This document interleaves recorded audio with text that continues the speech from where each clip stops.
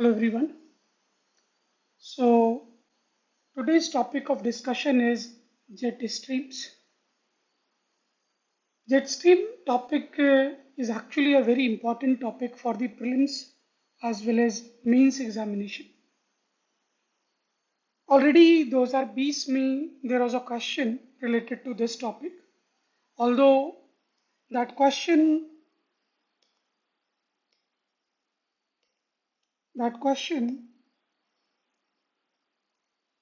was mixed with the understanding of the topic called cyclones. तो अकेले वो topic नहीं पूछा गया प्रीलिम्स में, साइक्लोन के साथ मिक्स करके इस टॉपिक को पूछा गया था प्रीलिम्स 2020 में. So this is the question that was asked. इस क्वेश्चन को हम लोग दो पार्ट में डिस्कस करेंगे. Today will discuss the topic jet stream and in the next video we'll take up the cyclone topic. Then we would be in position to solve this question in entirety. But अभी jet stream को समझते हैं. So before coming to the concept of jet stream, actually it has a very interesting story. The story goes back to the World War II.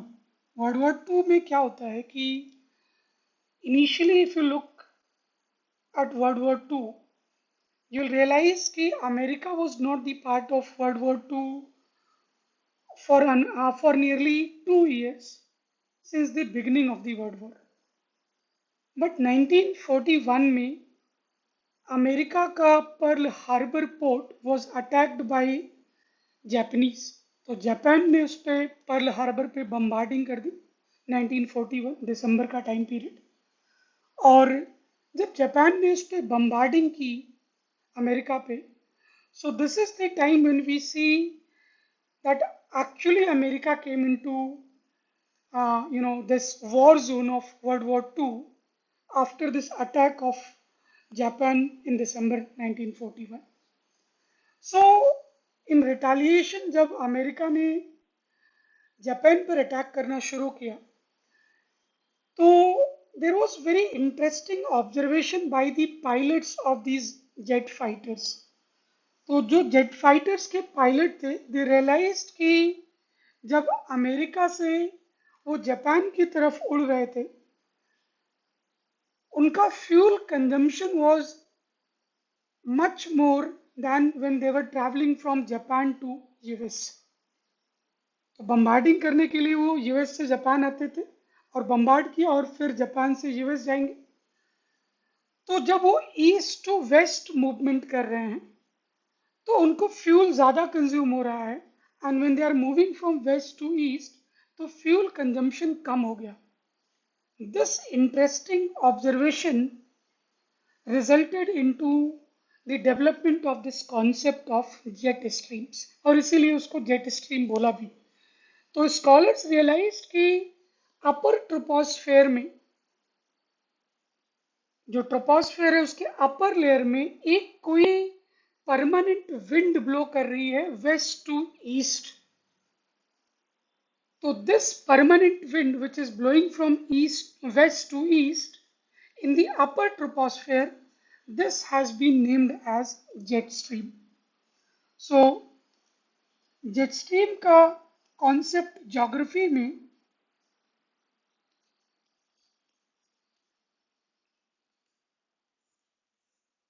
1940s में properly discuss हुआ और एलाबोरेटिव manner में उसका explanation दिया गया. So let's give it a definition to jet stream. So jet streams are fast flowing narrow winds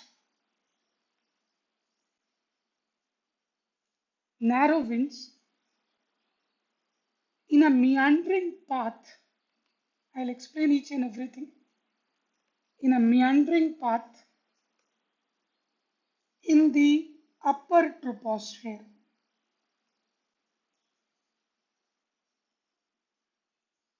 तो जो wind हम लोग देख रहे हैं that is flowing in the upper troposphere.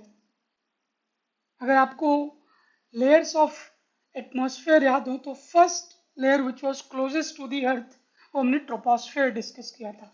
तो ट्रोपोस्फेयर के अपर पार्ट में एक विंड ब्लो कर रही है and this wind is blowing from west to east. That wind has been named as jet stream. So it is a fast flowing narrow wind in a meandering path in the upper troposphere. If I add certain more things, primarily attributed to one, the pressure gradient,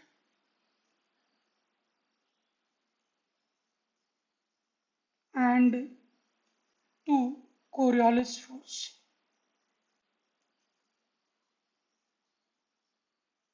तो in this definition I have written a number of things. बहुत सारी चीजें हमने इस definition में लिखा है. पहले तो लिखा है मैंने कि it is a fast flowing wind. तो देख लेते हैं कितनी fast flowing है. Usually इसकी speed lies between 200 to 600 kilometer per hour. But it might reach up to 900 kilometers per hour. तो इसलिए बोला it is a fast flowing wind. ये भी बोला it is a narrow wind. Narrow इसलिए बोला क्योंकि it is flowing in the form of a band. एक उसकी विथ है और वो विथ है लगभग 50 से 150 किलोमीटर की. तो 150 किलोमीटर बहुत ज्यादा होता है but when you compare it with the width of the atmosphere तो वो बहुत ज्यादा है, इसलिए इसको नैरो विंड बोल दिया.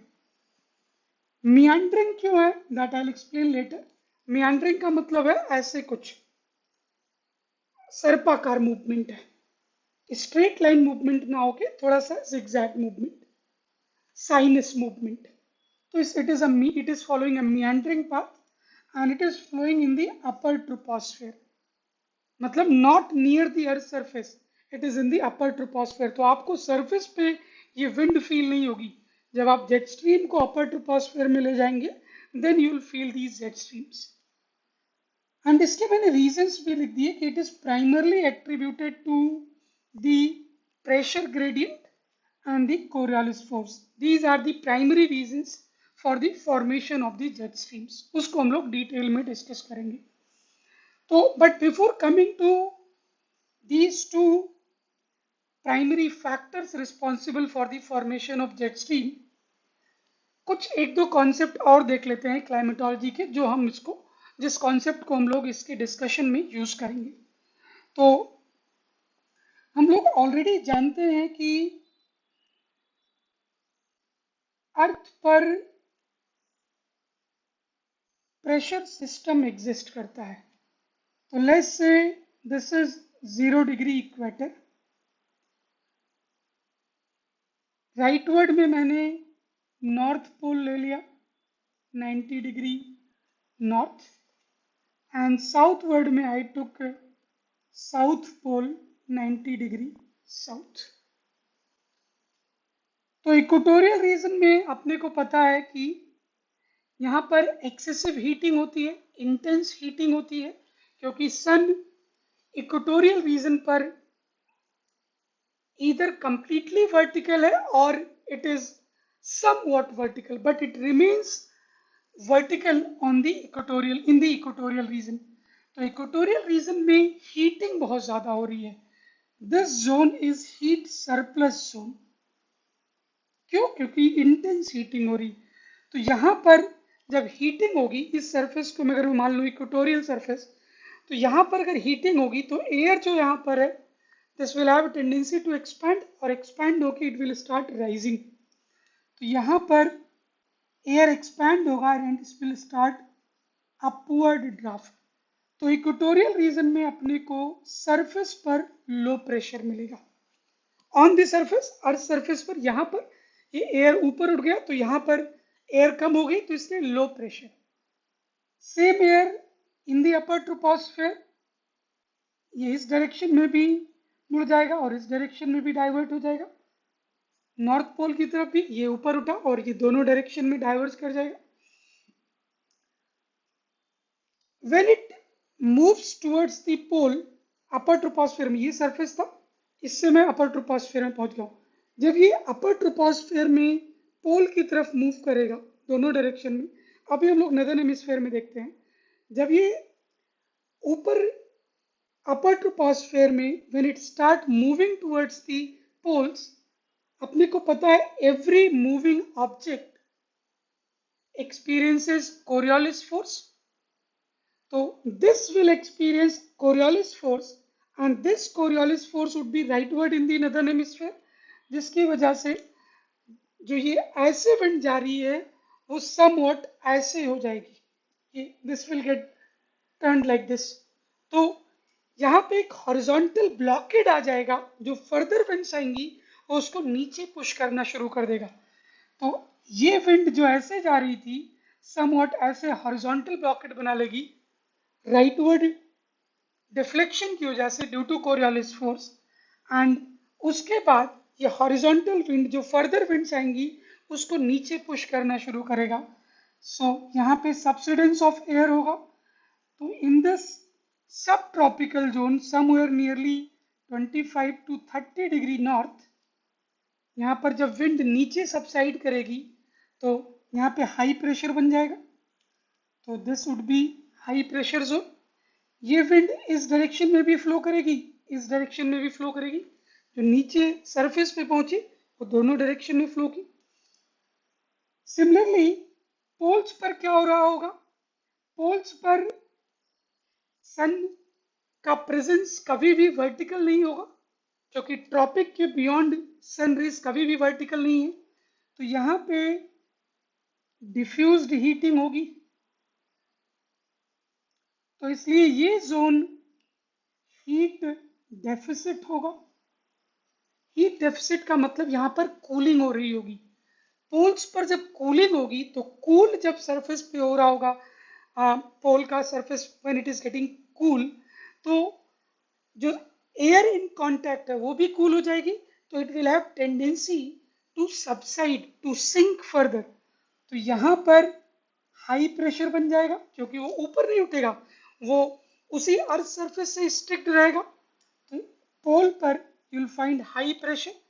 हाई प्रेशर की वजह से ये विंड यहाँ से डिस्पर्स होगी टुवर्ड्स द इक्वेटर, क्योंकि पोल के बियॉन्ड कोई अर्थ सरफेस नहीं है, तो it will move towards this. और ये विंड जो इधर से आ रही है एंड जो विंड पोल से आ रही है, ये दोनों कोलाइड करेंगी, और जब कोलाइड करेंगी तो this will see upward movement of draft of air. तो यहाँ पे फिर से लो प्रेशर बन जाएगा somewhere around 55 to 60 degree north, और फिर से ये विंड अपर ट्रोपोस्फियर में इधर भी मुड़ जाएगी, इधर भी मुड़ जाएगी, और इसके साथ इधर नीचे आ जाएगी, और पोल के ऊपर पहुंच के ये फिर से नीचे आ जाएगी।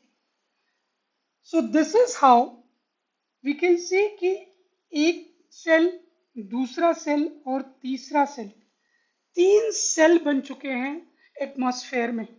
So this first cell is called Hadley, second cell is called Ferrel, and third is called polar cell. So first cell, Hadley cell, Ferrel cell and polar cell. Similarly, southern hemisphere में भी ये यहाँ पे इसका subsidence हुआ, यहाँ पे high pressure बना, वही somewhat around 25 to 30 degree south में। अब ये इधर मूव करेगा, पोल से एक विंड आ रही होगी, दोनों का अपवर्ड मूवमेंट होगा, फर्दर ये जाके इस साइड मूव करेंगे, इस side, and this is how फिर से तीन सेल बन गया। तो this one was Hadley in southern hemisphere, Ferrel, and this is polar cell. तो this is how atmospheric circulation is happening, which is explained with the help of a concept called trimeridional air circulation.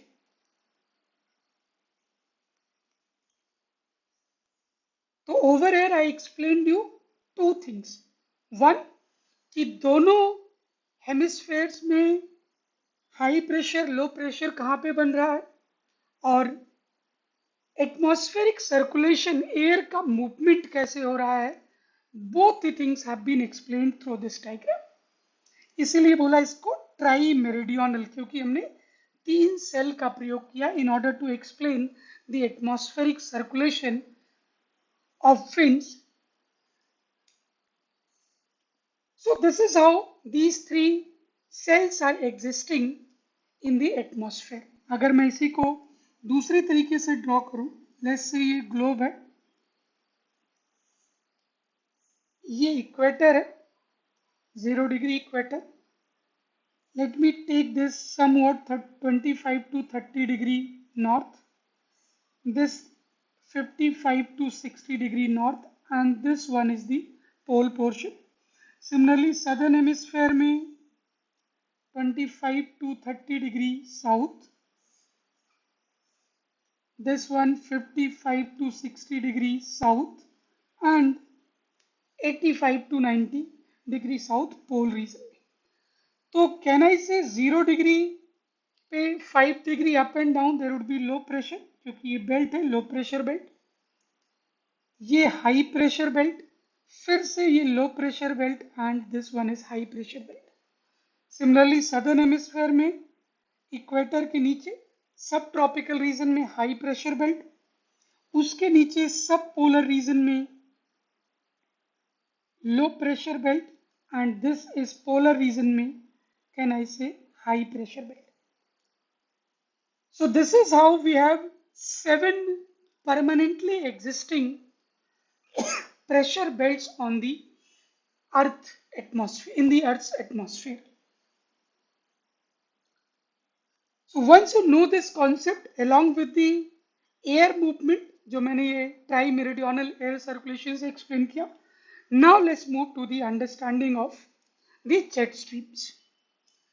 तो jet stream में मैंने बोला कि the primary factors responsible for the formation of jet streams are pressure gradient and Coriolis force. So let's see what is happening. So मैंने बोला कि अभी मैं केवल नॉर्थ को ले रहा हूं, although these jet streams exist in northern hemisphere as well as in southern hemisphere. दोनों हेमिस्फीयर में मिलेगा जेट स्ट्रीम, बट अभी मैं केवल नॉर्थ में एक्सप्लेन कर रहा हूं, या सिमिलरली हम लोग साउथ में भी एक्सप्लेन कर सकते हैं.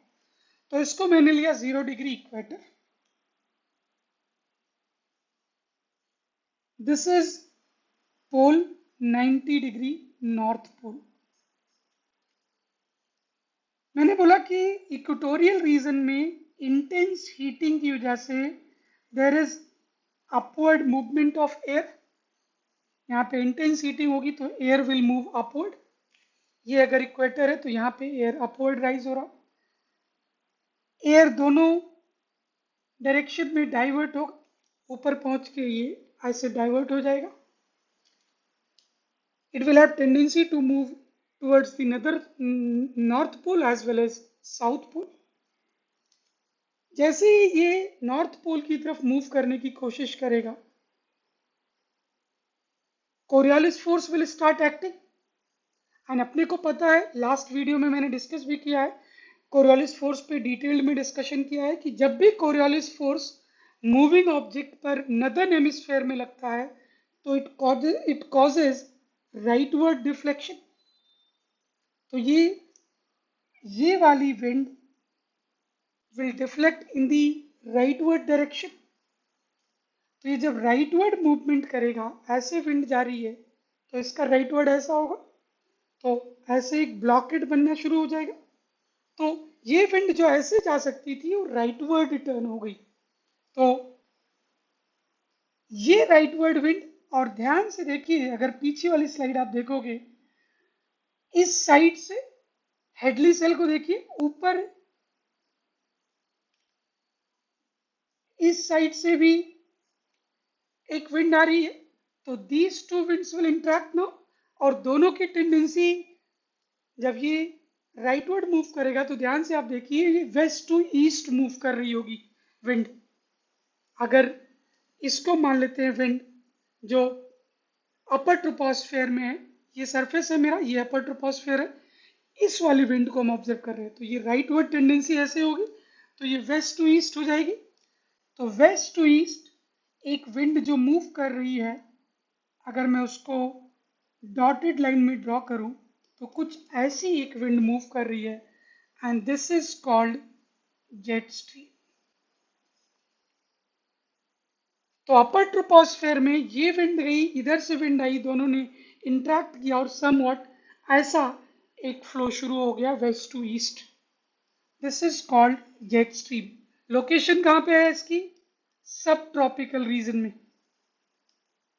और डायरेक्शन कैसी है? वेस्टर्ली, क्योंकि वेस्ट टू ईस्ट फ्लो कर रही है। तो that is why it is named as subtropical westerly jet stream. क्यों हुआ ये? प्रेशर ग्रेडियंट कहाँ एग्जिस्ट किया सर? ध्यान से देखिए, ये सरफेस, ये मैं सरफेस मान लेता हूं, ये अपर ट्रोपोस्फेयर। एक तो प्रेशर ग्रेडियंट यहां पर है जिसकी वजह से ये विंड का मूवमेंट हुआ। यहाँ पे लो प्रेशर, यहाँ पर ऊपर के पार्ट में ये जो एयर ऊपर गई यहाँ पे एक्यूमुलेट हो जाएगी, तो यहाँ हाई प्रेशर, तो प्रेशर ग्रेडियंट। और यहाँ पर जो हाई प्रेशर बना ऊपर अपर ट्रोपोस्फेयर में, similarly low pressure polar region में एग्जिस्ट कर रहा है अपर ट्रोपोस्फेयर में ही। ध्यान से देखिए, यहाँ पे अगर सरफेस पे हाई प्रेशर है तो यहाँ पर लो प्रेशर होगा अपर ट्रोपोस्फेयर में, यहाँ पर हाई प्रेशर बना। क्यों? क्योंकि यहाँ पर लो प्रेशर था। लो प्रेशर यहाँ क्यों बना? इंटेंस हीटिंग की वजह से। तो ये विंड सरफेस से जो ऊपर उठी, यहाँ पे हाई प्रेशर बना, पोल पर लो प्रेशर है तो हाई से लो विंड फ्लो करने की कोशिश करेगी, लेकिन ये इक्वेटर से अपर ट्रोपोस्फेयर रीजन में, पोल के अपर ट्रोपोस्फेयर रीजन में क्यों नहीं पहुंची? क्योंकि डिफ्लेक्शन हो गया ड्यू टू कोरियोलिस फोर्स। तो इसलिए सब ट्रॉपिकल रीजन में सम वॉट पैरेलल हो गई लैटिट्यूड्स के। यस, तो जब ये लैटिट्यूड के पैरेलल होगी, और आप ध्यान से देखिए, इस जोन में मैंने बोला था हाई प्रेशर है, यहां पर हाई प्रेशर बनाया था, सब ट्रॉपिकल हाई प्रेशर। तो इसके ऊपर क्या होगा? लो प्रेशर। तो ये जो हाई प्रेशर से लो प्रेशर विंड जब ब्लो करेगी तो यहाँ प्रेशर ग्रेडियंट मिला अपने को। तो that is why this high pressure upper troposphere में एंड लो प्रेशर विंड ऐसे ब्लो की, लेकिन डायरेक्शन कोरियोलिस फोर्स की वजह से चेंज होगी। तो this is called westerly jet stream, क्योंकि it is found in the upper troposphere of subtropical region. That is why it is further named as subtropical westerly jet stream. So ये जो wind blow कर रही है, मैंने क्या बोला, ऐसे जा रही है, एंड आफ्टर गेटिंग हॉरिजॉन्टल, तो ये जो लैटिट्यूड्स है सरफेस पे उसके पैरेलल हो गई। और जो प्रेशर ग्रेडियंट है, ये पीजीएफ एग्जिस्ट कर रहा है, pressure gradient force. Pressure gradient force के परपेंडिकुलर है और लैटिट्यूड्स के पैरेलल है। That is why it is also called geostrophic winds. So geostrophic winds are nothing but the winds which are perpendicular to pressure gradient force and parallel to isobars या latitudes.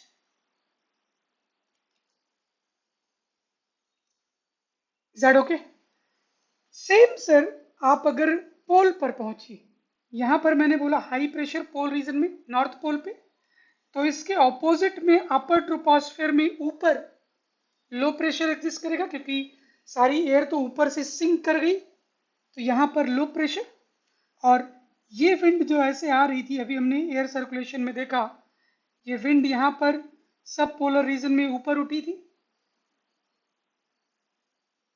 यहां पर अपने को low pressure मिला था, तो इसके ऊपर अपर ट्रोपोस्फेयर में यहां पर हाई प्रेशर मिलेगा। तो फिर से यहां पर प्रेशर ग्रेडियंट फोर्स एग्जिस्ट कर रहा है। प्रेशर ग्रेडियंट होगा तो wind will always flow from high to low. तो यहां पर जो विंड ब्लो करेगी हाई से लो पोलर रीजन में, और जैसे ही ये विंड हाई से लो की तरफ फ्लो करने की कोशिश करेगी, कोरियोलिस फोर्स विल एक्ट, और अपने को पता है Coriolis force near the poles towards the poles keep on increasing, तो ये फोर्स और स्ट्रांग होगा। तो जो ये सब पोलर रीजन से पोलर रीजन में जाने की कोशिश कर रही है, this will be reflected again again west to east. तो इसलिए अपने को सब पोलर वेस्टर्ली जेट स्ट्रीम यहां पर भी मिलेगा। तो let me name this one is polar westerly jet stream। सो दो अपने को परमानेंट विंड्स मिल रही है। क्यों ये परमानेंट विंड है? क्योंकि ये एटमॉस्फेरिक सर्कुलेशन कंटिन्यूअसली हो रहा है। तो these two are the permanent jet streams.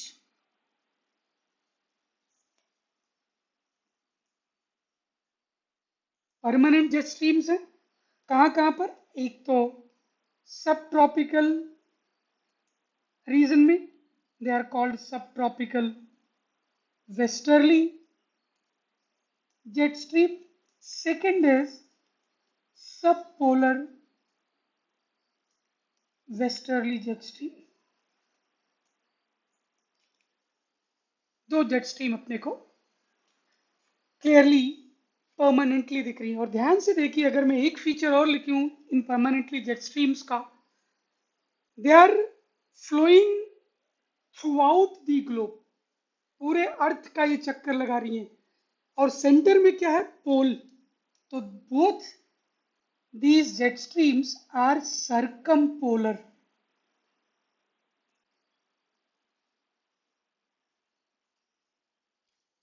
Permanently एक तो इक्वेटर पे और एक पोल पर, waste to east.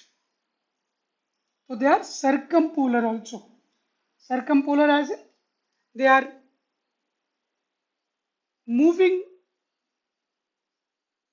around the entire globe, keeping pole in the center. Yes. So these permanent jet streams, but it does not mean that jet streams are only of permanent nature। Jet streams permanent भी होती है, but there are certain localised conditions also जिसमें jet stream develop होती हैं। They are called temporary jet streams. So let me show certain temporary jet streams.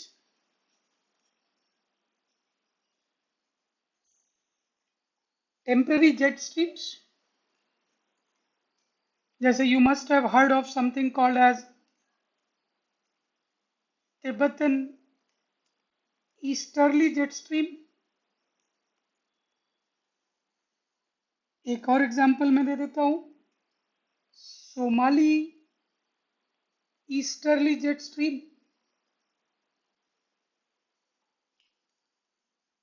तो ये localised conditions में, condition क्या चाहिए? कंडीशन अपने को दो चाहिए सर। क्या? कि प्रेशर ग्रेडियंट फोर्स होना चाहिए, और दूसरा कंडीशन कोरियोलिस फोर्स। तो कोरियोलिस फोर्स तो ऑलवेज एक्ट करेगा, क्योंकि any moving object on the earth surface will experience Coriolis force. All you need is pressure gradient. कहां पर? अपर ट्रोपोस्फेयर में, क्योंकि you need to remember jet streams are the winds flowing in the upper troposphere. जो winds surface पे blow कर रहे हैं उनको हम लोग विंड बोल रहे हैं, जो अपर ट्रोपोस्फेयर में ब्लो कर रही हैं they are called jet streams. तो देखते हैं तिब्बतन रीजन में क्या हो रहा है, कैसे लोकलाइज्ड कंडीशन में ईस्टर्ली जेट स्ट्रीम बन रही है। नाम से आपको अब तक आइडिया लग गया होगा, ईस्टर्ली मतलब ईस्ट टू वेस्ट उनका फ्लो होगा। तो वन थिंग इज क्लियर कि jet streams are not always westerly.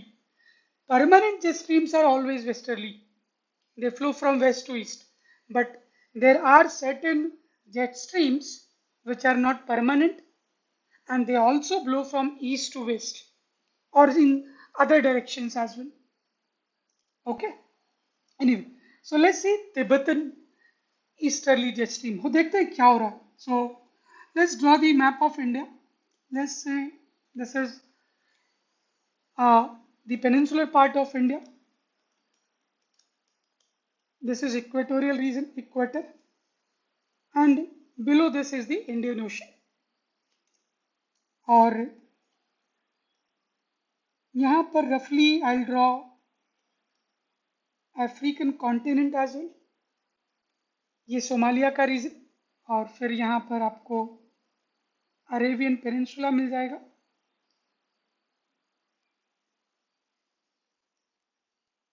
And this is how this represents the a portion of Indian Ocean. इस पोर्शन में सर आपको लगभग 25 degree north to 40 degree north के बीच में you'll find Tibetan Plato,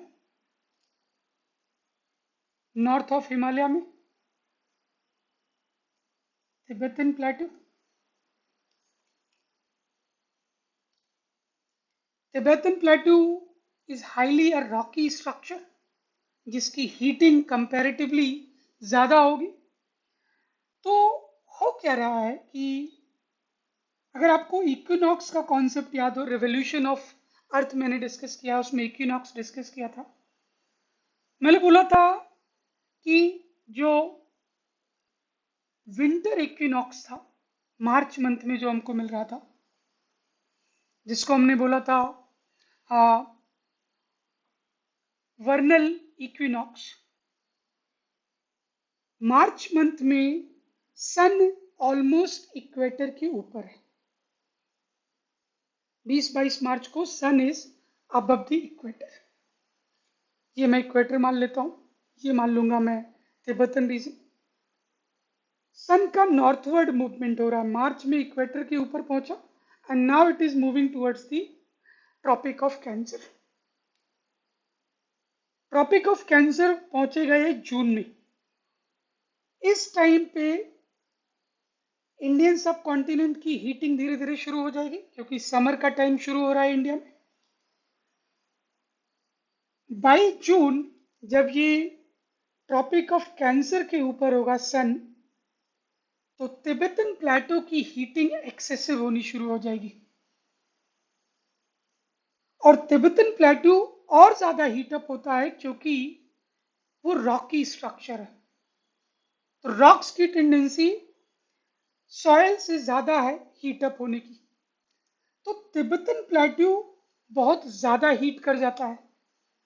bye the time जब ये सन जो इक्वेटर से ट्रॉपिक ऑफ कैंसर की तरफ मूव कर रहा है, जब ये इक्वेटर पर है तो आपका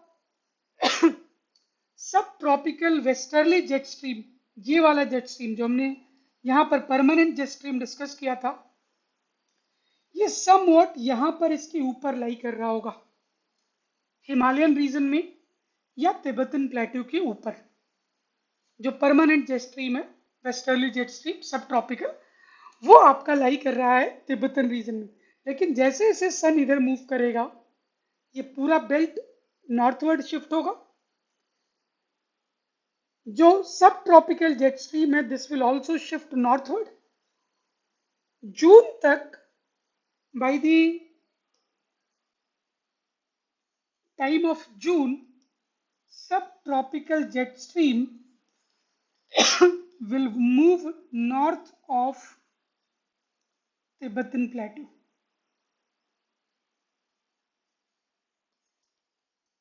जैसे जैसे सन नॉर्थ की तरफ मूव करेगा आपका सब ट्रॉपिकल जेट स्ट्रीम जो अपर ट्रोपोस्फेयर में है वो भी नॉर्थवर्ड शिफ्ट होगा। तो वो जून तक वो नॉर्थ ऑफ तिब्बत पहुंच जाएगा। तिब्बतन प्लेट्यू के नॉर्थ में लगभग 40 डिग्री नॉर्थ के अराउंड आपका jet stream, permanent jet stream, subtropical jet stream exist करेगा। But at the same time जून में तिब्बतन प्लेट्यू की इंटेंस हीटिंग शुरू हो जाएगी क्योंकि उसी के जस्ट ऊपर सन का प्रेजेंस है। तो तिब्बतन प्लेट्यू की एक्सेसिव हीटिंग की वजह से, मान लेते हैं ये तिब्बतन प्लेट्यू है, इसकी एक्सेसिव हीटिंग की वजह से यहां पर लो प्रेशर और ऊपर इसके हाई प्रेशर हो जाएगा अपर ट्रोपोस्फेयर में, क्योंकि ये जो एयर उठ रही है अपर ट्रोपोस्फेयर में एक्यूमुलेट हो रही है। This will start moving towards the pole as well as towards the equator. तो जो इक्वेटर की तरफ आ रहा होगा उसका राइटवर्ड डिफ्लेक्शन हो जाएगा क्योंकि नदर्न हेमिस्फीयर में they move rightward Coriolis force. तो जो इक्वेटर की तरफ मूव कर रहा है, ये हाई प्रेशर यहाँ जो एग्जिस्ट कर रहा है, जो इधर मूव कर रहा है, this would be reflected rightward, तो ये रिफ्लेक्शन राइटवर्ड हो गया। तो आप ध्यान से देखो तो ईस्ट टू वेस्ट अपने को ये जेट स्ट्रीम दिखती शुरू हो रही है, तो इसीलिए बोला तिब्बतन ईस्टर्ली जेट स्ट्रीम। और मैं एक बार ऐसा हो क्यों रहा है एक कॉन्सेप्ट और मैं दिखा देता हूं। इसी सेम टाइम पे जून के टाइम पीरियड में सदर्न इंडियन ओशन में क्या हो रहा होगा, इस पोर्शन में सदर्न इंडियन ओशन में, मान लेते हैं ये सदर्न इंडियन ओशन है, सरफेस पे कूलिंग हो रही होगी क्योंकि सन यहाँ पर है, तो यहाँ पर कूलिंग हो रही होगी, तो यहाँ कूलिंग होगी तो सरफेस पे हाई प्रेशर और उसके ऊपर अपर ट्रोपोस्फेयर में लो प्रेशर। सर ध्यान से देखिए, अपर ट्रोपोस्फेयर में ऊपर सदर्न इंडियन ओशन में लो प्रेशर, तिब्बत के ऊपर अपर ट्रोपोस्फेयर में हाई प्रेशर, तो high to low wind blow करेगी। तो इसलिए ये जो जेट स्ट्रीम है वो समवॉट ऐसी ब्लो करेगी ईस्ट टू वेस्ट, और ये सब मूवमेंट अपर ट्रोपोस्फेयर में हम लोग देख रहे हैं, इसलिए इसको बोलते हैं Tibetan easterly jet stream. And this Tibetan easterly jet stream जो ऊपर ब्लो कर रही है अपर ट्रोपोस्फेयर में, इंडियन ओशन में जब पहुंचेगी, क्योंकि ये एग्जैक्टली ईस्टर्ली नहीं है, थोड़ा सा नॉर्थ ईस्टर्ली है, तो जब इंडियन ओशन में ये पहुंचेगी तो डोंट यू थिंक सरफेस पे इंडियन ओशन में हाई प्रेशर है, तो यहाँ पे फर्दर सब्सिडेंस होगा एयर का, and this would be responsible for, अगर यहाँ पे फर्दर सब्सिडेंस हुआ एयर का तो ये और इंटेंसिफाई हो जाएगा, intensification of high pressure existing in the Indian ocean, और ये और इंटेंसिफाई हो जाएगा, और सरफेस पे यहाँ पर लो प्रेशर है तिब्बतन रीजन में, तो don't you think this would be responsible for sudden onset of monsoon over the Indian subcontinent. So this is how Tibetan easterly jet stream along with permanent subtropical westerly jet stream explains the sudden onset of Indian monsoon. But you need to understand कि ये Tibetan easterly jet stream temporary है। Temporary क्यों? क्योंकि it is formed or it usually exists in the month from June to October. एक certain time period में ही exist कर रहा है, उसका रीजन आपने समझ लिया, क्योंकि जून टू अक्टूबर के टाइम पीरियड में तिब्बतन प्लेट्यू का इंटेंस हीटिंग हो रहा है, तो प्लेट्यू के सरफेस पे लो प्रेशर, उसके ऊपर अपर ट्रोपोस्फेयर में हाई प्रेशर, उसी के अगर आप पैरेलल में देखेंगे इंडियन ओशन में, तो in the Indian Ocean you realise कि अपर ट्रोपोस्फेयर में लो प्रेशर और सरफेस पे हाई प्रेशर, तो अपर ट्रोपोस्फेयर में high to low wind blow कर रही है ईस्टर्ली डायरेक्शन में, नॉर्थ ईस्टर्ली डायरेक्शन में, that is called Tibetan easterly jet stream, और you can also write Tibetan north easterly jet stream. So this is a temporary jet stream. Similarly, Somali jet stream, एक बार Somali jet stream को भी देख लेते हैं। तो let's कि ये अफ्रीका वाला रीजन, यहाँ पे आपका मेडागास्कर, यहाँ पे मॉरिशस वाले आइलैंड्स, सेम टाइम पीरियड में, मतलब जब नॉर्थ इंडिया में समर है, मतलब time period is June to August का टाइम पीरियड में लूं,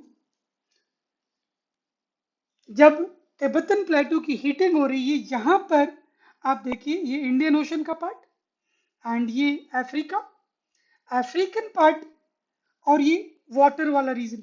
अपने को पता है कि वाटर की हीटिंग लैंड मास से रिलेटिवली स्लोअर होती है, मतलब लैंड मास की हीटिंग और कूलिंग जल्दी होती है compare to water mass.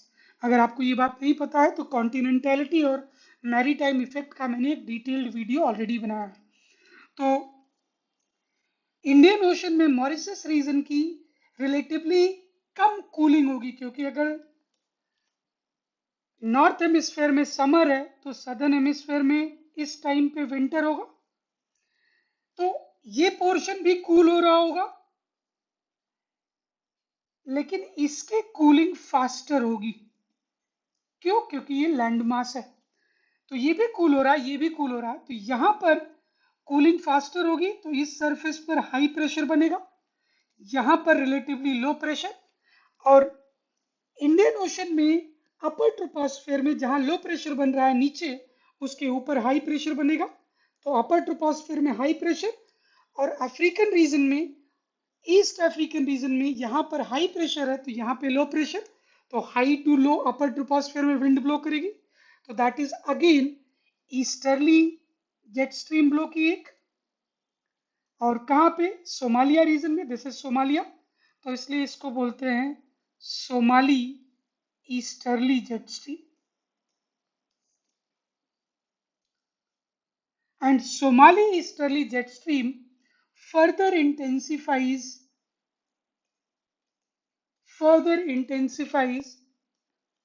the monsoon in India. Although Somali jet stream is responsible for relatively lower rainfall in African region, but it is responsible for higher intensification of southwest monsoon over the Indian subcontinent. But again अभी हम लोग jet stream देख रहे हैं, तो you should know कि there are temporary jet streams existing over the globe. So jet streams are of permanent nature as well as of temporary nature. So these are the discussions about, these are the important points about the jet stream. If you have anything else in your mind, do let me know in the comment section. I'll discuss those things as well. We'll take up this topic again when we'll talk about Indian monsoon. When we'll explain the Indian monsoon, the different theories providing explanation for Indian monsoon. This is another important theory which provides a comprehensive explanation about the Indian monsoon. So thank you so very much. Thank you for being with me. Have a great time.